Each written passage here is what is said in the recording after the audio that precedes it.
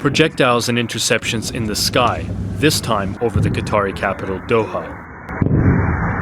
Shelter-in-place warnings as a barrage of Iranian missiles target the largest US airbase in the Middle East, in what's being seen as a symbolic show of force.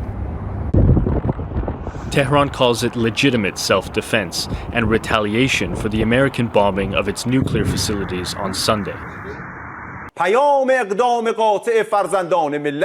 The message of this decisive action is clear and direct to the White House and its allies. The Islamic Republic of Iran will not leave any act of aggression against its territorial integrity, sovereignty or national security unanswered under any circumstances. Right, I'm going to have to be very careful. Whoa! The airspace temporarily closed over Qatar as defenses shot down all but one of the missiles fired, the attack resulting in no injuries or deaths, but drawing condemnation from Qatar, which holds deep ties with Iran. Qatar condemns, in the most severe words, the Iranian missile attack on the Udeid Qatari airbase.